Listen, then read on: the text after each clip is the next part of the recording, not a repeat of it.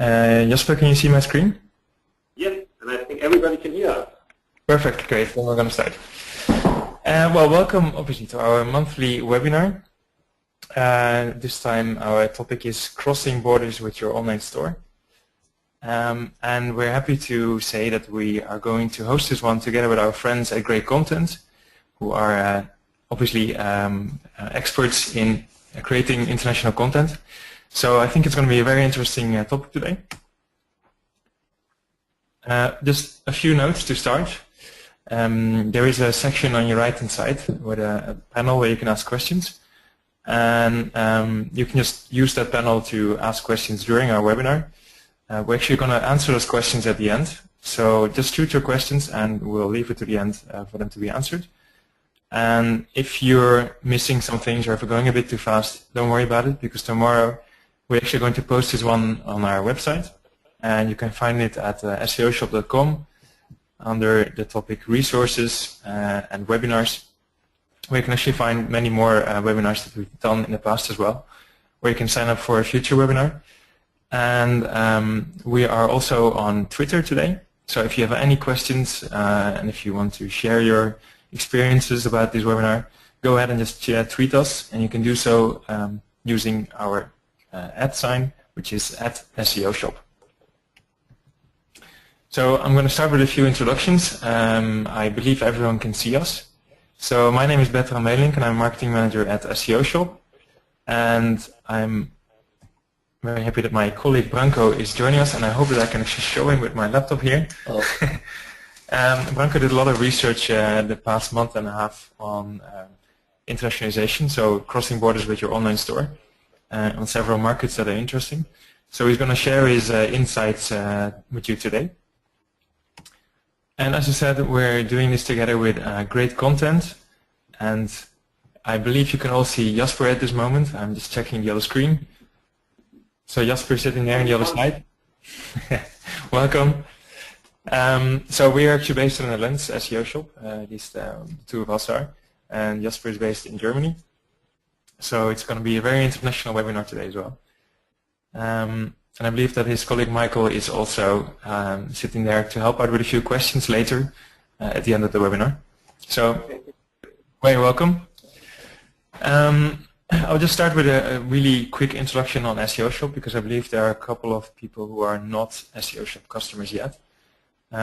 So basically with SEOshop, some people think that we are an SEO platform helping people to score better in the search results. That's actually not true. We are a platform where you can start your own online store. And we created a platform that makes it really easy to start your online store. Almost as easy as setting up a Gmail account. But the difference is we're actually doing this a bit more advanced, where we've got lots and lots of features. And we make it very easy to set up a store internationally. So you can start your store in the Netherlands, you can start in Germany, you can start wherever you want in Europe. And that's why we also have a number of big customers. One of them is Philips, and a few other ones are Dance for Life and Van Gogh Museum. So we're very happy to have those in our portfolio, but obviously we also service the smaller online stores, and we have over 8,500 online stores around Europe at the moment, of which most are in the Netherlands and Germany. So this is basically what your back office will look like the moment you sign up with SEOshop. And this is where you can manage your entire online store. You can change your design, you can manage all your orders that you're getting in. So basically you can do anything you want. You can manage the returns that you get, because many online stores get return settings. So that's a very important feature we have there. And we also have an integration with Trusted Shops. So we're Trusted Shop certified, which is very important for, especially for German customers, to create a lot of trust in your online store. And we have an eBay connector, so you can also export your products to the eBay platform to sell them there. As I said, you can also modify the design. You can basically edit the HTML and CSS files, or you can just choose one of the themes that we have set up for you.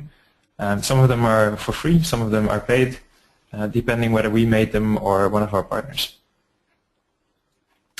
So we're based in Amsterdam, at least our head office is.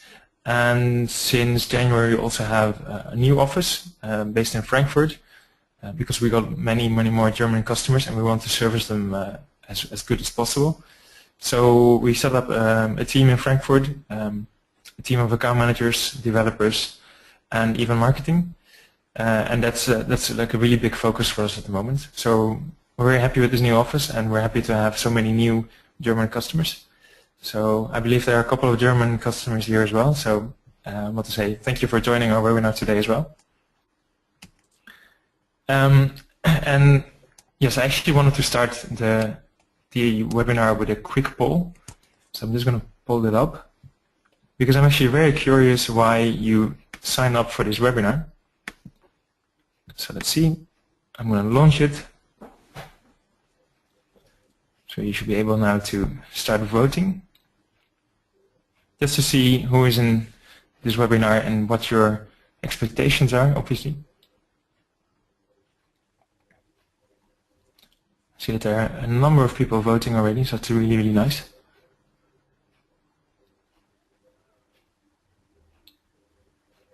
It's actually going to be a very close call. So once everyone has voted, I will share the results.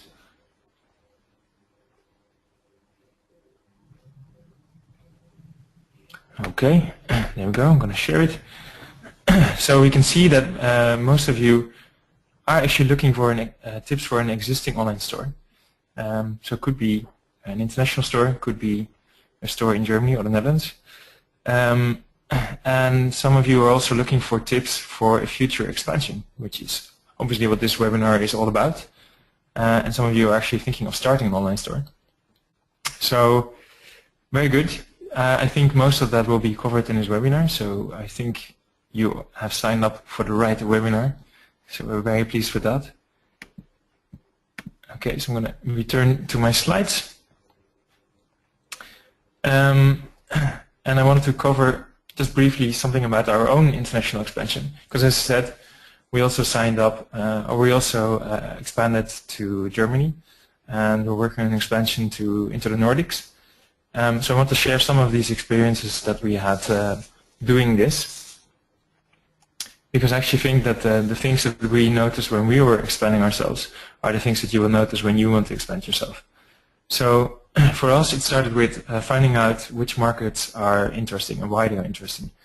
So that's basically a lot of desk research. Like you try to Google as much as possible, like as much information as possible on the market, find out basically the trends in the market and see why they could be interesting for you. Maybe there's a market where you want to sell your product where your product is not very well known.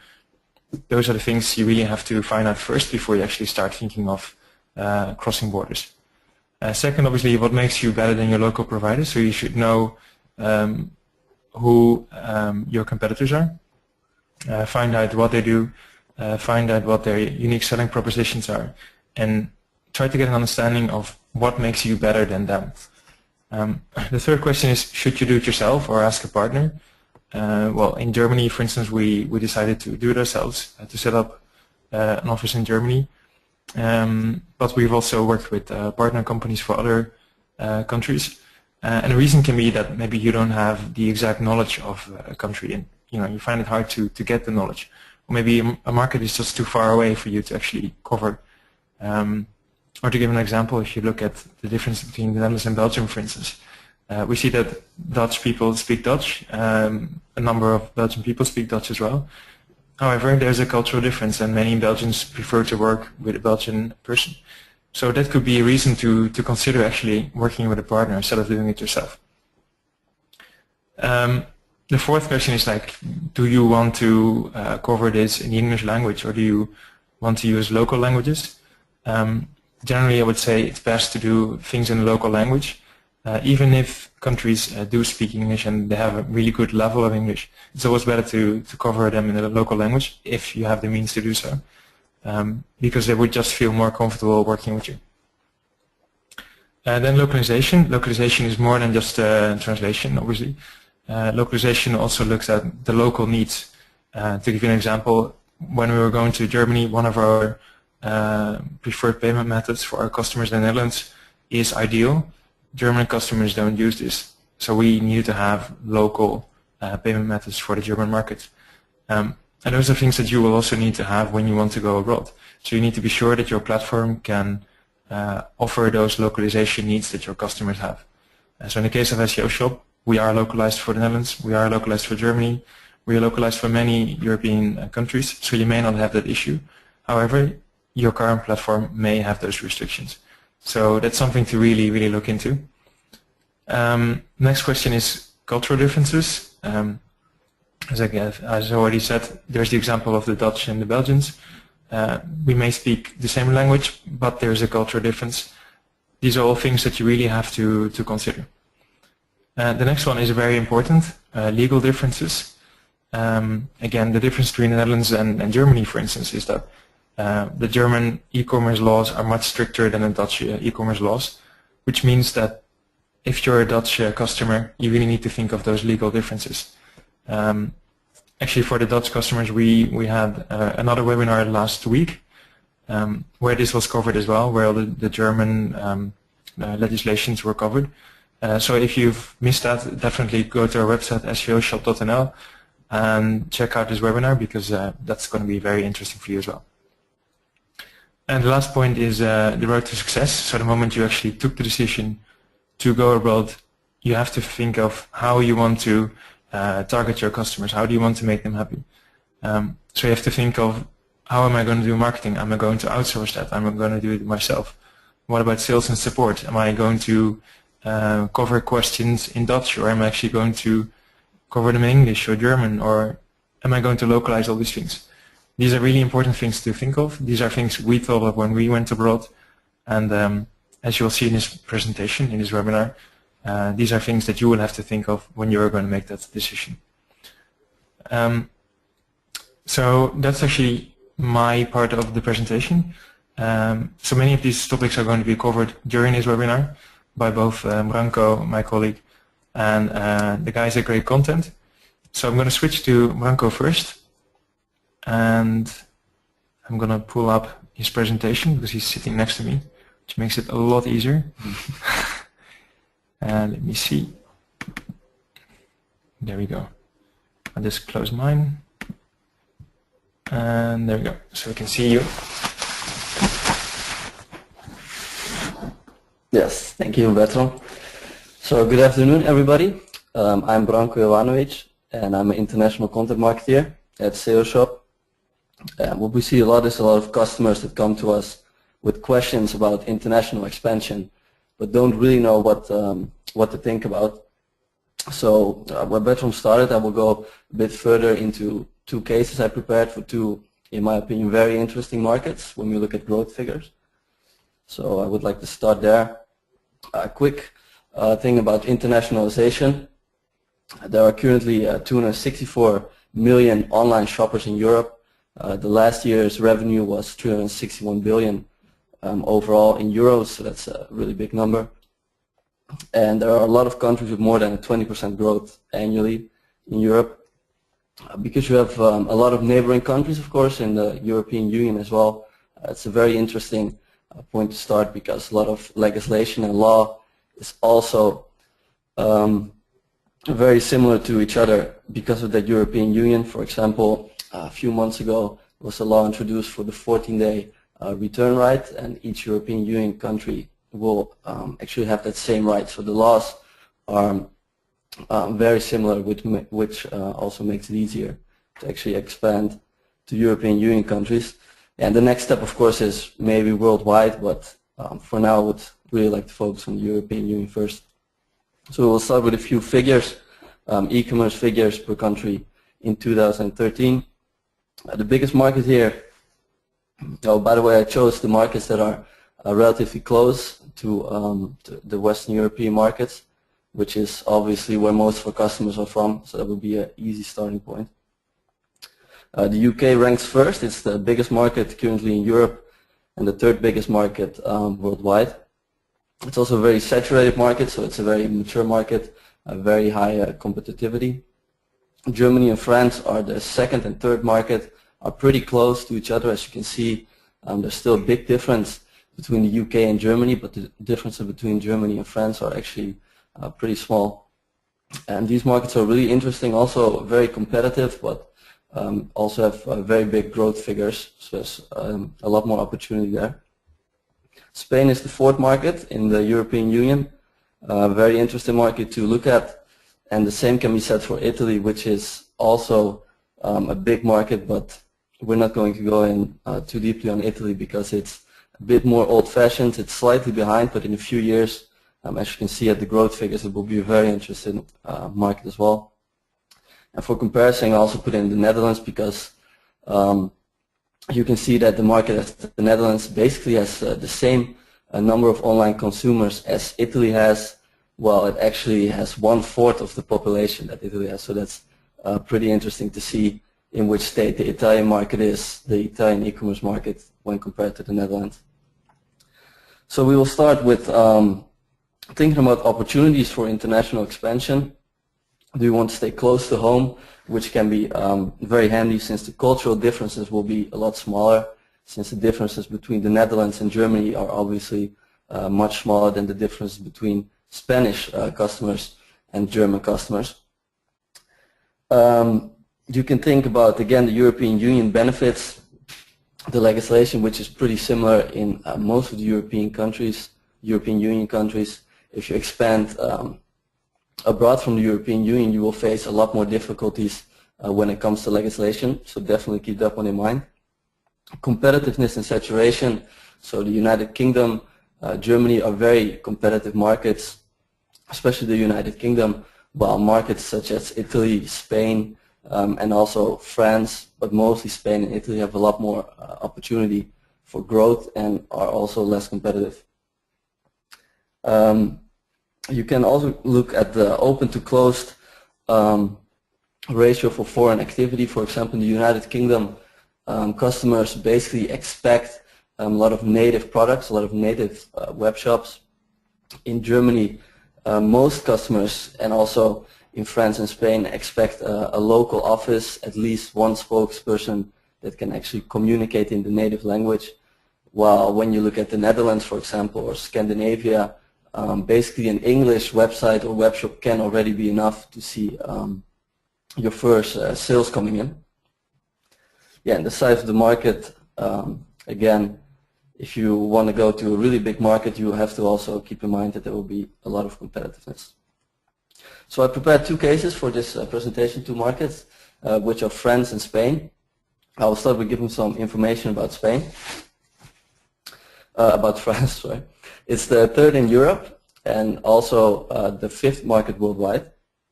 It has a very central position in Western Europe. It borders with Germany, Switzerland, for example, Italy, Spain, and also the Benelux, Belgium. So there's a very strategic position from which you can really expand your international business abroad again. It's a very confident and open market. The French are really open to low price products.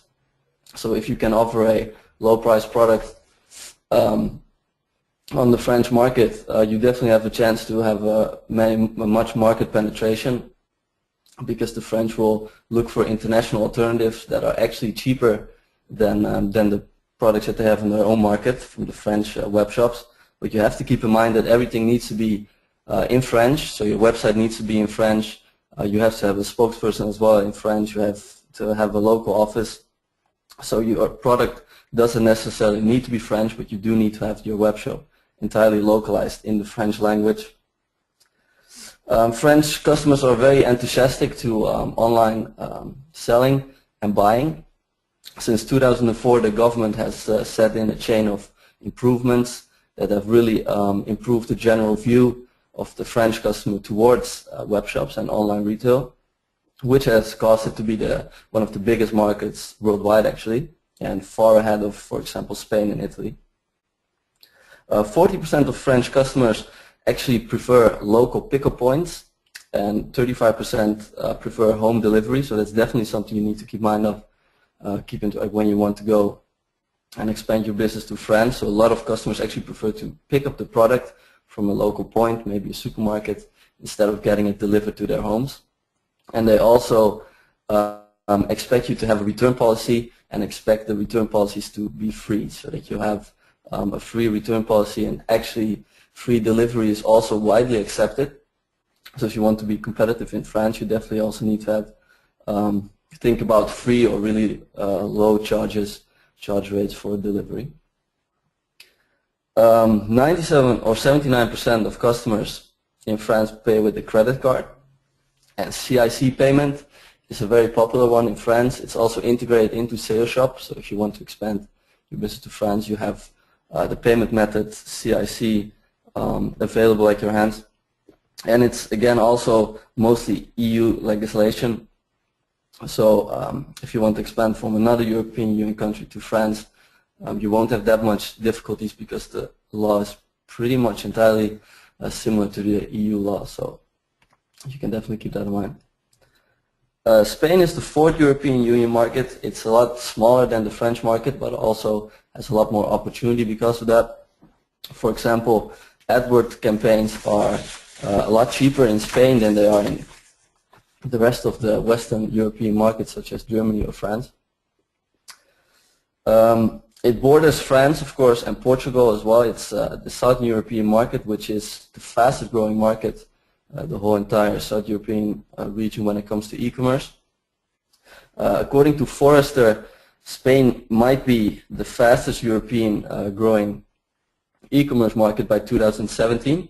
So that's in total outside of the European Union as well. It will be the fastest growing by 2017. And again, Spanish customers prefer price over quality even more than the French customers do. So they really have a lot of interest for the international alternatives on the market.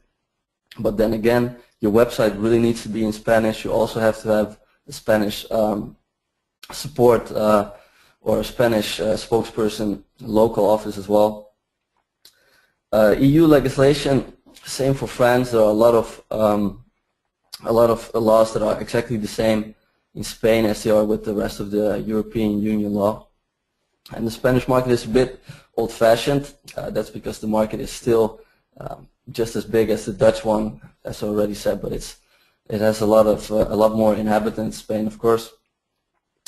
This means that the market is slightly old-fashioned. A lot of customers will actually call you, prefer calls and telephone calls instead of tickets and email contact. It also means that many customers will prefer to actually pay when their products are delivered, so pay at the door instead of paying in advance with a credit card. Although this all is changing, you still need to keep that in mind. And one other thing, when it comes to delivering in Spain, local couriers can be just as fast as international ones, so DHL, UPS can even be faster than the local couriers in Spain. And also delivery time, you don't have to deliver your products in 1 day or 2 days in Spain. People there are expecting to wait 5 days. That's totally acceptable, so you don't need to be as strict as you might be in Germany or in the Netherlands at this moment. So in general, intercultural awareness is of course very important when expanding abroad. There's a lot of cultural differences, especially in Europe and in the European Union. And what you can do to keep track of those or to inform yourself, you can take a look at Hofstede's dimensions of cultural differences. These are 5, as you can see in on the slides right now. These are 5 key indicators. And if you look at the website of Hofstede, which is basically available in almost every language, you can get a nice index of almost every country in the world.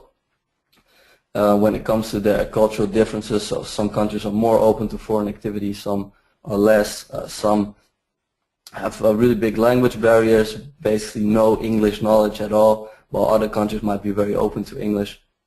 So you can definitely keep that in mind and check out that website. So that's Hofstede's Dimensions. When it comes to local offices and support, you can also hire external parties to do that for you. If you don't speak the language, maybe if you don't speak Spanish perfectly, you can use a party such as SaleSupply, which is a Dutch company, and they can help you to really localize your support and make sure that everything is optimized for your international expansion. And then again, the distribution, international versus local. when a market is far away, it doesn't always need to mean that it's more difficult to reach, because with international couriers such as, again, UPS, DHL, you can really deliver fast overnight delivery, sometimes even in the weekends. So that is definitely something you can keep in mind. Then some markets to conclude this presentation that you might not have thought of. Scandinavia, I put some facts on the screen in the slides. As you can see, a lot of customers, for example in Denmark, every fourth purchase is made in a foreign web shop. So that's officially the Northern European region. Scandinavia is very open to foreign e-commerce activity. Poland is a very interesting market, since it's also very fast growing, one of the fastest growing markets in Europe, in the European Union as well. So they have a lot of similar legislation. It's also a country that is really open to the English language, but you still need to keep in mind that you might also need to localize your web shop in Polish. And Italy, again, Italy is like the Spain of 2-3 years ago. It's a really fast growing market. It's at the moment still slightly old fashioned, but in a year or so the market can grow even further, and then it's a really interesting market to actually take a look at. Yeah, and then conclude this presentation. Basically, the question is, what's next? I put an article in the slide of Turkey. Turkey is the fastest growing European market in general, so that's within the European Union. Outside of Europe, it's the fastest growing at 57% growth rate last year, the e-commerce market. And Russia as well, it has a 50% growth rate, but these markets are outside of the EU, so it might not be the best countries to start your business in, but they're definitely worth to keep in mind.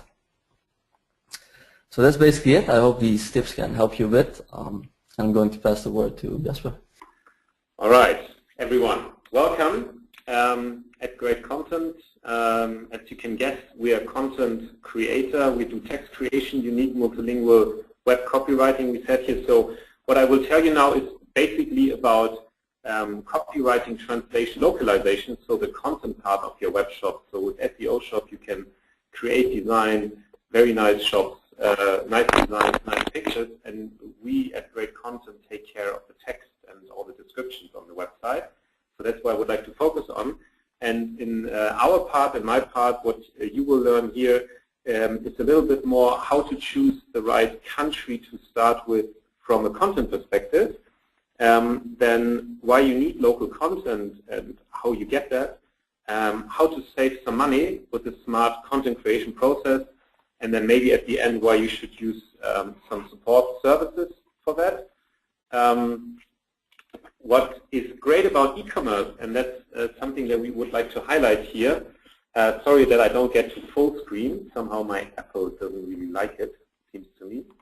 We'll try that. That's better. You can test everything with e-commerce, and that's something that you should really learn here and keep in mind, because there are a lot of customers that we talk to that they say we have 10,000 products and this is so expensive to localize all of them, because of basically you have the pictures ready, so you can just show the pictures in other countries, but of course you need some descriptions and so on. But you don't have to localize everything at once, and that's the important part, especially for smaller shops. We have a poll prepared for you guys for the start. Bertram, if you could put that online. First of all, we would like to ask you where you want to go international. So after the ideas that we now got about the countries, maybe you can give us a little help where you guys want to go. So while I continue my presentation, this poll should pop up. Why do we think we can tell you something about content creation? I mean, SEOshop supports mid-sized shops, a lot of mid-sized shops. Great Content also works for a lot of larger customers, also present here in this webinar. I just see some people that we work very closely with. So hello to you guys. We're doing a lot of text. We did a lot of projects, text creation. You can see that on the slide. But what is more important is that we work with thousands of customers who just do very few text every year. So we can also help those customers and can tell you something about their challenges. Because as you can get, a large customer such as eBay or Zalando, they have a completely different budget than a medium-sized shop. And the smaller you are, the more you really have to think about where you should invest your money into. And I would like to help you a little bit with that. So why should you think about content? Despite money you spend on online marketing campaigns, content is a sustainable investment. It stays on your website, it's there, and it attracts users. And if it's created well, and of course it depends on the product, so if you have fashion and you have to change it every year, that's a bit different. But you can benefit from it for years, depending on the products you have. It's also a basis for your paid marketing campaigns, of course, because the text is used for Google AdWords and so on. But more importantly, and we also heard that before when we learned something about the different countries, it's your sales pitch. So you don't have a sales force out there that goes to the customer and tells them why they should buy your product. Your website, your shop, nicely designed, but also the text on your website is your pitch to the customer. So that pitch rather be good, or you don't of course sell your product. So when you think about content creation, there are a few questions you should ask yourself. We also heard that before. So what is the exact purchasing decision that might be different from the products you have on your shops? So really make sure you understand why and how a customer would purchase a product, and at what point in the purchasing process. So do you already convince the customer on the first page, or is it rather in the checkout process? Is the picture more important than the text? How many times does the customer check your website? What is the customer reading? That is a very important point when it comes to content creation. Then, of course, do you have a service-intense product? Of course, everybody of us would like to sell products just online, and then there are no more customer inquiries. But you can only have that if your customers, if your products are well described, and of course, if you really know what the audience needs.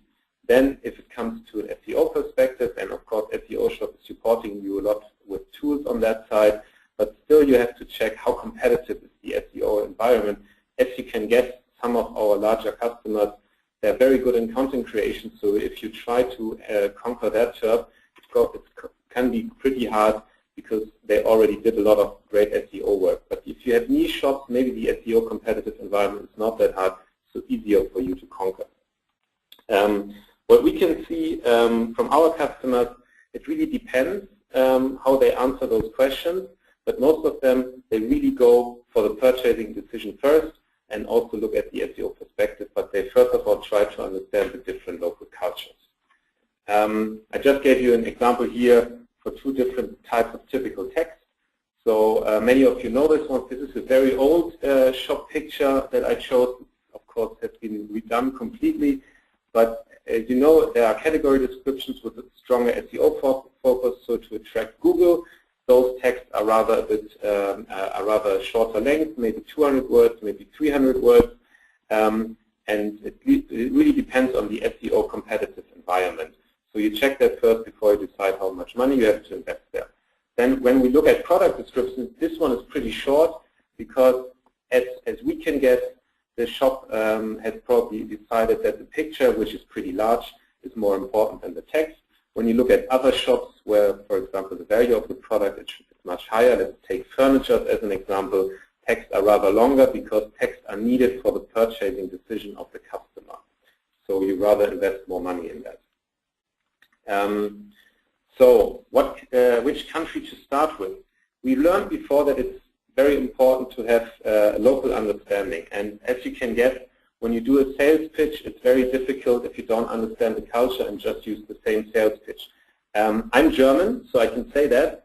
If you try to sell a car, the German style in France or Italy, it's very difficult to sell the car because Germans like features. So we're really into numbers, we're really into extras and all that kind of stuff, but the Italians, they rather prefer emotions. So if you just directly take the text or the sales pitch you had for Germany, you might have a problem there. Same comes when you look at food products. So we Germans, of course, we also like to enjoy a good taste and everything, but we care for the ingredients, we care for maybe some benefits. But if you sell it in France, the French people, they like a bit more the savoir vivre, and they're really more interested in emotions and feelings rather than features that a German would care for. So really, it's important that your sales pitch makes sense. So you have to understand the country best. We already learned that before. And of course, countries around you are much easier than that, cultures around you are much easier than that, and of course your own experience as a person if you have a smaller shop. But if you don't have that, you should really get a local to support you. And of course, partners are important, agencies are important, but sometimes even an intern or a work student can help you to get a better understanding of the country before you really start entering it. So you have somebody who would challenge your sales pitch and what you think is best to enter the country. When you then have chosen the country that is most, let's say, where you feel most comfortable with, it's of course important to have local content. Yes, we just said that it's because of the sales pitch, but also because the people are not only interested in a content that sounds most familiar to them, but also because it convinces them to buy the product. So if you don't have the right product description and the right features, they might be lost. They might not really understand why they should have it. And then at a certain point in time, what would happen is they just drop off. They don't buy your product. So the more local your content is, the better are the purchase decisions, increased conversions, and of course lower return rates because people really understand what they need. Of course, from the SEO perspective, we said that before, it clearly increases your SEO traffic because when Google looks at different websites, they look at the websites with a higher quality, more vocabulary, and so on, which gives you a higher ranking. But it would be very important, of course, also that the customer really sticks to your website. And if they don't feel comfortable with your website, if they don't feel that this is a French website they're looking at, they might drop off quicker. Google recognizes it, and you get a lower ranking. So the stickiness of your website is also defined by very good content. We have at the bottom, what you can see there, some examples. So cestino, if we have Italians here, can be bin or basket in English, and you have to be very, very careful if you want to put something that you buy in a bin or a basket. So that's regarding that side. And pill resistant doesn't really mean that somebody is resistant to pills from English, but it's about fuss. So you don't have fuss in your clothing and other things. So that's why this one is resistant. So how do you get the local content? There are various opportunities, and it's all about the budget. We know that. So you can have a text directly translated. You can have a transcreation, come to that later. You can do copywriting, and you can use machine text. Let's start with the translation because that's most familiar to you guys. We haven't written it on here, but it's the most expensive option. Why is that? Because a good translator knows both languages, which is why higher qualified, more expensive. Of course, for you, it's very easy to use translations because a translator guarantees you that the original content is 100% transferred to the new local language. What is the problem about that? We just learned that if you want to have a great sales pitch in the local language, you should rather adapt it. So actually, if you do the translation and if you want to have a good sales pitch, you have to then localize it again, which makes it even more expensive. So a nice option, if you say, I need my original content, but I would like to have it localized in a bit cheaper way, is a transcreation. A transcreation uses, for example, the thing on the right side, machine translation, machine text, as the basis for a translation, or people who are not 100% perfect in the original language, and then they just use the information from the original text and picture, and they recreate the text in a new but localized way. That way you ensure that no information gets lost, but it's still somehow what you have on your shop, and you have a localized version of the text. You need some proofreading, that's important on this part, but you don't have to check the text that much because it still has your original content. Copywriting is the most creative way, and copywriting really assures that no long list of German features is somehow with a lot of work transferred into a French nice style sales text. So here you basically, let's take the fashion example from the beginning. You basically say, this is the picture, describe it nicely. sell it nicely. And forget about all the features we mentioned there, just sell it nicely. This is 100% creative, of course, much better for a sales pitch, algorithm, and so forth. But of course, you have to control the quality much more intense than trans creation, because writers can get very creative on that one. And of course, it doesn't always work for all products. If you have a very technical product, we put that at the beginning, or if you're doing something that is very law intense, so things where you can get sued for, then of course a translation might be more appropriate, because you really want to make sure that the content is originally the one that you used, so no lawsuit is coming against you. Machine text, we put it here, light speed process. It's amazing what a machine can do nowadays, also Google Translator. Very simple setup, everything is nice. The problem is it's never correct, because it's a machine doesn't feel, so there's no real sales message. And of course, algorithms might punish you. However, those features that also SEOshop offers to you might help you at the beginning, because you just want to test. And it helps you to show much more content that you can have. And it would be great if you guys can maybe do that as a testing possibility. And from those points, using it as a start, and then have high quality content from the right side, from the left side. I hope the quality got a bit better. We had some complaints with the quality, sorry for that. Use machine text just to fill up your content. But however, and we still want to highlight that, it's not always the best option. So now we come to the part after we've chose what we would do, what is important when you do content, and how to save some money when you create content. The most important thing is, what do you really want, and that's why you need local people.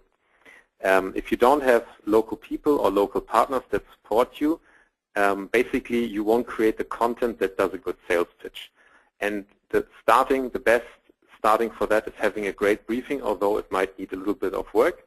But if you don't have a great briefing of what type of content you need and what the content should be like, it leads definitely to bad quality of text, but of course to a lot of work for you or the people that work for you, because they have to correct the text, they have to answer writers' questions, and they have to manage all the text revisions.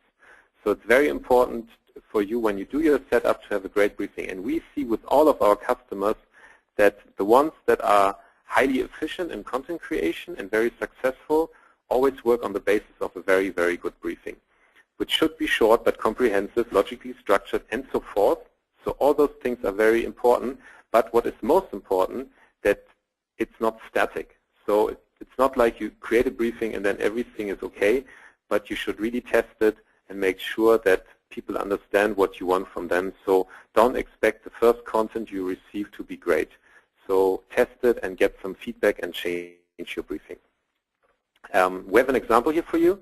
I won't go through it in full details, but it's very important. For example, if you have your shop and you say, I would like to have this nice option of transcreation because it's much cheaper and it helps me to internationalize with local content and a local sales pitch, just make sure that you put in your briefing, of course, the original website, what language you want as a target language, how you would like to adapt it, but at the bottom, and that is really, really important, get a sample text, get a sample text ready, maybe by your partner or some local support that you got, and that's the style that you want. And then the transcreation can get really, really easy for you, because you basically tell them, this is your original website and this is what I expect at the end. And everything else in between is a creative content process, and the only thing you have to make sure of course, that the transcreators or the writers that work for you are good ones in quality. What we learned from all of our customers is certain ways to prioritize your content creation. And for especially mid-size or smaller shops, it's of course very important, because you can't just do everything at once. If you set up your shop and you really start in a new country, what we learned is that of course there are some first basics to be ready locally. You have a welcome page, you have some category names, product names, so we're just talking about the names here and some attributes, and a checkout process, because you want people to buy, and some purchase emails or messages. What we see is that of course the welcome page, checkout process, purchase emails, they have to be native language. We've heard before that sometimes you can consider English for some countries, for category names, product attributes, but really make sure that the people in the country understand that language. We've seen that with Italians, we've seen that with French people. Yes, they speak English, but they don't like it. Same with the Spanish people. And most of the time, it's not only about the educational level, but it's also about what they see in their country, and they rather prefer to buy something that they understand. Of course, if you're selling something like an iPhone or something technical, English can still be good. But if you have done your first basics, you have a clear setup which you can work on, and for those ones, we can clearly recommend you to do translations and have a local person check it, or have an intern or partner doing that for you, because this has to be correct and good. The welcome page has to be remodeled because it's a sales pitch, so make sure that the quality of your welcome page is nice. When you want to reach customers with the first pitch, you can choose either or, so both of it, highly competitive SEO categories, where you really need text on it because you're competing there. For the non-so highly competitive ones, text might not be so important, and the product descriptions of the top sellers you chose to enter the country. Don't use duplicate content. Yeah, you get content from some producers, don't use it. It won't be ranked by Google because it was somewhere already else on the internet. It doesn't work. Have locally created content for those ones. When you go to the next step and you really want great conversions, you can take the high-value product descriptions where you need a little bit more content. Yeah, have to invest a bit more on the quality. And then, of course, all of your emails and messages, because emails that were maybe before in English or other local languages, now you should really make sure that all of them are in the local language so you really have your 100% conversion ready. Next step is to really create a trust to your customers, 100% trust. And what do customers read when they're insecure? They read the FAQs. And when they buy the terms and conditions, not many do that, but if they're insecure, they would do it, so it's got to be in the local language. You can use English for a quick start. That's also fine with those ones, but for 100% trust, that has to be local language. And then, of course, we have the final step, be fully local. Again, no duplicate content. When you do all that, ask yourself again the question, what do users really need to make their purchasing decision? On the next slide, this looks very German and complicated, and I won't detail it too much with you guys, but it's a very important process because it's about prioritizing and testing. When you enter a new country, be sure to not throw all your budget at all the content and everything, but test a few products where you think those are my winning products, those are the products that would work in that country.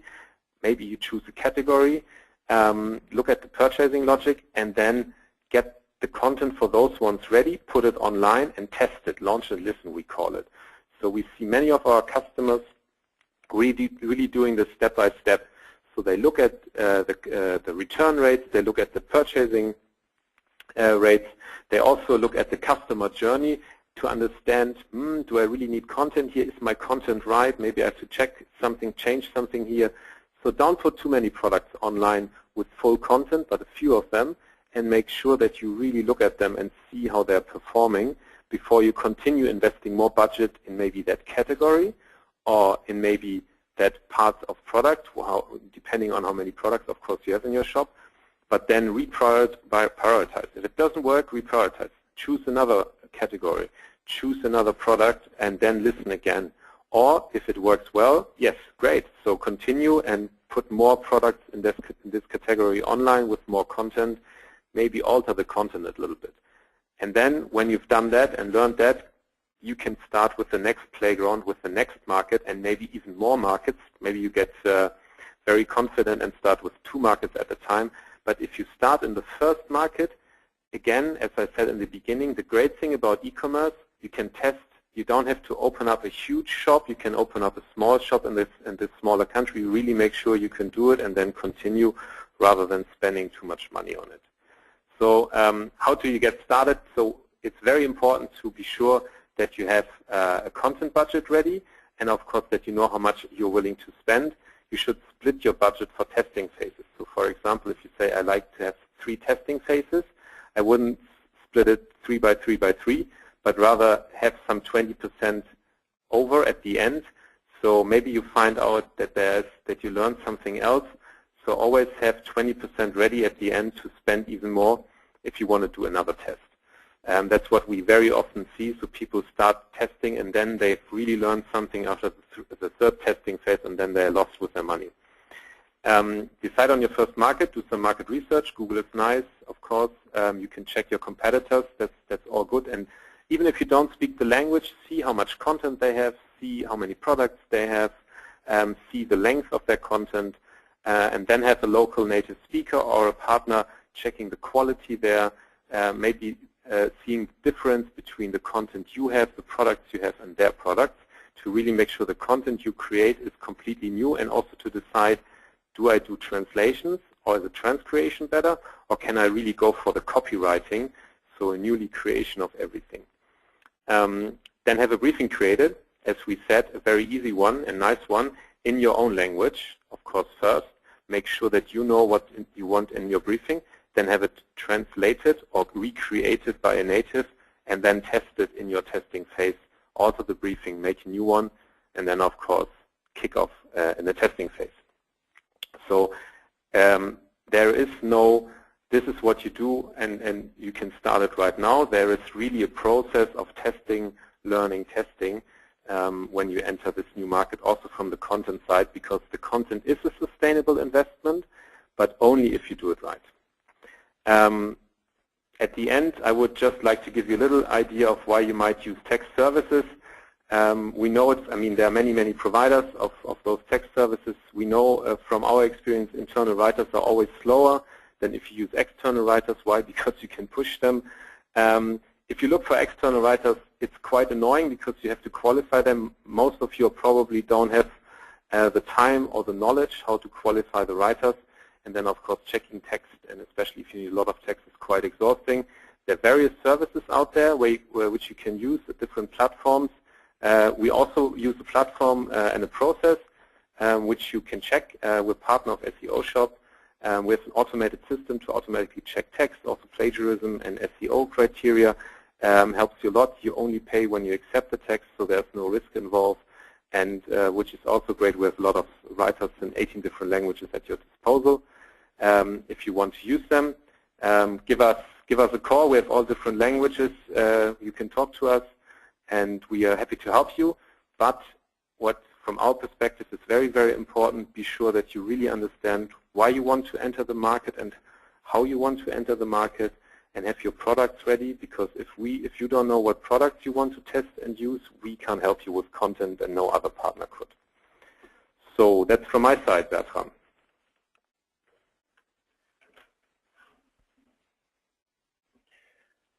Thank you very much. I think I have one more poll, and then we're going to go to the questions. So I'll just try to pull it up. Let's see if I can do that. It's actually this one. There you go. So in the meantime, I think I can pull up some of the questions. So let's see if I can manage. Apparently, I have to wait for people to reply to this. So I'll just wait for people to answer.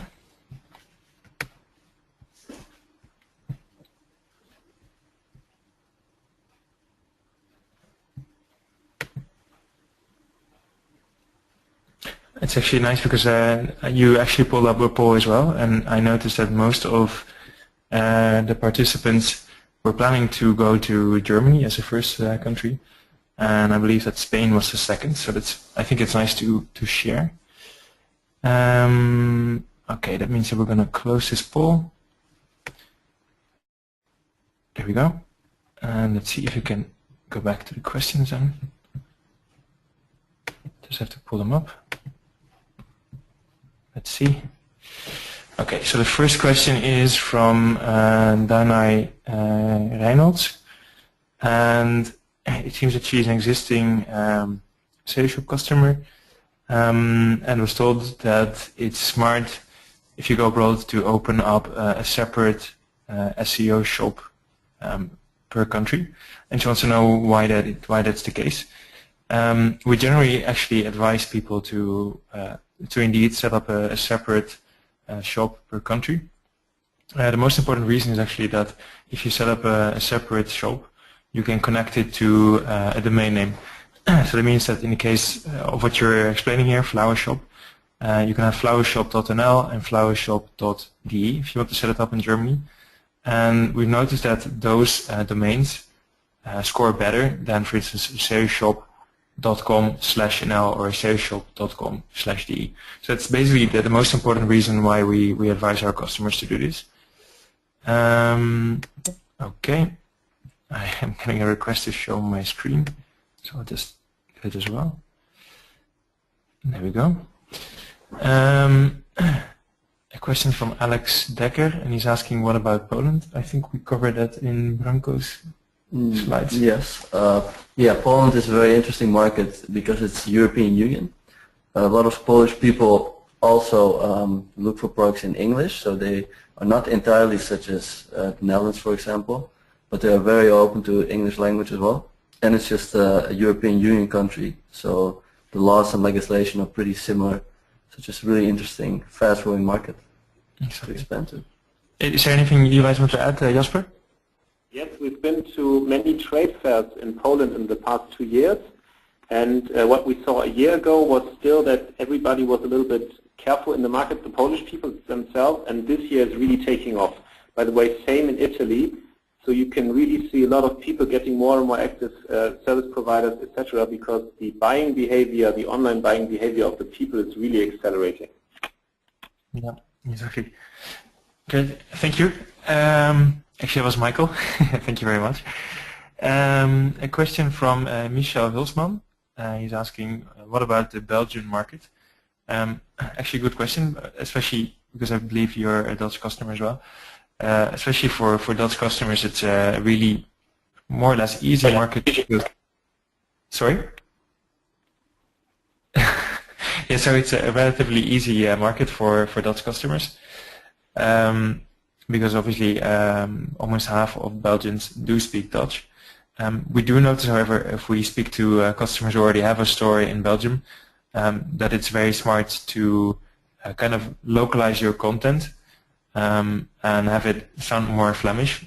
Dutch people say things in a slightly different way, as you can basically compare it to English speakers speaking English and Americans speaking English. There is a slight difference, and it's good to also localize your content for that. I'm sure that Great Content will agree with that. Yes, it's still an emerging market. It's slightly behind on the Netherlands, but we see that it's growing, and they are actually very open to buy in foreign stores because for many products there is a lack of products. So actually, many Belgians do buy in Dutch stores as well. So if you're a Dutch customer, that might be a benefit. However, Belgians also do like to buy products in Belgium from Belgian merchants. So if you want to have all the benefits, it's always good to set up a Belgian store as well next to your Dutch store. Is there anything you guys want to add, Jasper?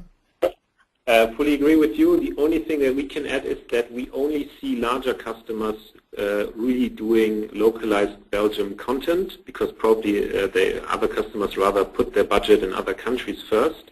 But the ones who have the budget definitely do it also in Belgium. Great. Let's see. I got a question from Rohit, and he asked whether the webinar will be available again later. Yes, it will be available tomorrow on our website. It will actually be on the English website, so it will be getseoshop.com under the section resources and then webinars. I think Michael answered this, but it might be interesting to also share with everyone.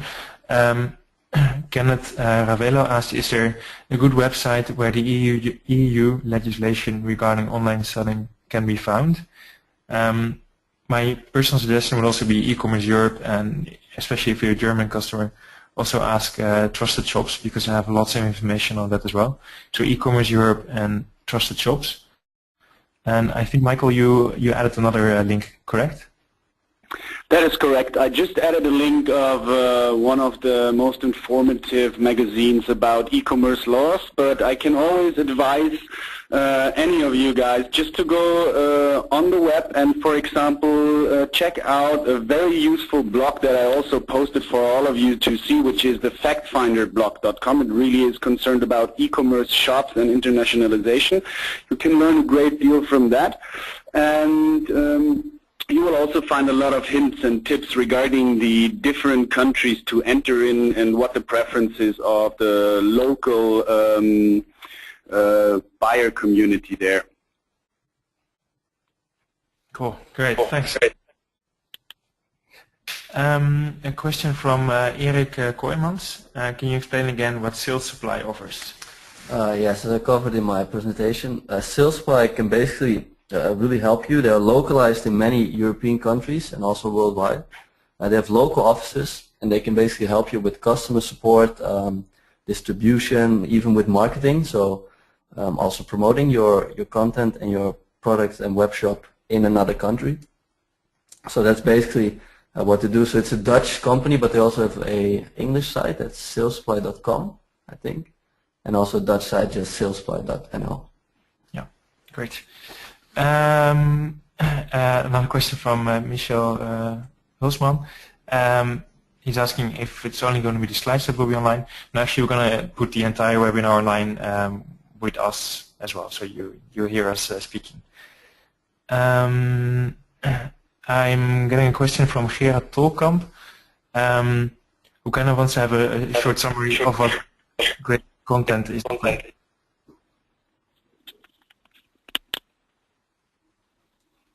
We had a break up there. Yeah. Sorry. And I wanted to know exactly what your service is about. If it's similar to Text Broker, what are the differences? Yeah, we were just answering that. It is similar. Text Broker is more like freelancer.com or those freelance networks. So they give you access to the writers, and they don't actively manage the quality. But they of course also offer services, text services. You might also have in Belgium Textmaster, in UK is Copify, so there are various of those providers. The uniqueness of great content is, I think, from our perspective, and that's why we have such large customers as well, is that we actively manage the quality of our writers, which is quite intense, but we think it's worth it. And I think that many of your customers have seen it as well, considering the bigger customers you have. I see another question from Kenneth Ravello. He's asking, is forwarding domain names a good idea to start adding a potential market? For example, a .com to be forwarded to your BE shop. If I can speak from my own experience, I think it's not the best idea because basically Google will not pick up on a forwarding domain name that well. It actually needs to find relevant content. So it's actually good to really set up a separate site for that. Can be a site, can be a web shop, but definitely it needs to be content that Google can find, and it needs to be unique, so it cannot be copied from another site. Is there anything you guys want to add with great content? No, fully agree with that. We also use a lot of forwarding domains because we have all international domains. And we also saw the same for the traffic, but a very good idea is to have a landing page, as you just said, and then forward from the landing page with a link. Great, thanks. Okay, I think I also answered the next one then. Can I automatically redirect visitors to my NL web shop from Germany to my DE domain? So no, the same for Mr. Lambu. It's good to set up a separate site for that. Let's see. A question from Afu Ado. What are the main legal rules you have to consider going abroad? That really depends on the country where you're going to. As I said in my presentation, Germany will have stricter rules than the Netherlands, for instance, which means that you really, if you're, for instance, a Dutch customer going to Germany, you really need to read up on the legal legislation in that specific country. There are also EU regulations, which are for all the countries in the EU. So it's another regulation that you have to know really well. And there are many parties that can help you with that. So for instance, if you want to go to Germany, You just have to Google for agencies that can help you find out all the legislations that you need to know for those countries. It's the same for all European countries. So you really need to know the national legislation and the EU legislation. And again, there are people who can help you with that. Is there anything you guys want to add? From our side, it's pretty simple. So we don't have e-commerce experience. The content creation experience is much more simple. We don't have that many regulations. Okay, that's easier. Okay, let me see.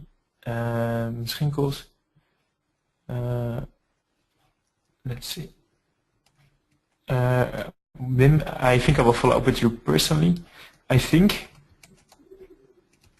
we're out of questions. So if there are no more questions, that means that we're going to end this webinar. Obviously, if you have any other remaining questions, you can obviously also contact us on Twitter and by email. And we will send out an email with a link to this webinar as well. So that means that you can still see everything we've been talking about. And if you have any questions, you can just reply to the email and we'll get you in touch with the right people. So yes, I think that means that we're going to end the webinar now. And obviously I want to thank all of you for attending this webinar. Again, we're going to add, and I just want to say thank you to Great Content for joining us as well. Thank you for hosting. Great. So that means we're going to end this webinar, and we hope to see you next month again. And we obviously hope that you enjoyed it, and we'd love to hear your experience on Twitter, for instance. So you can tweet us at SEOshop, and you will find great content there as well. So please let us know, and we hope to see you next time. Thank you very much for being here today.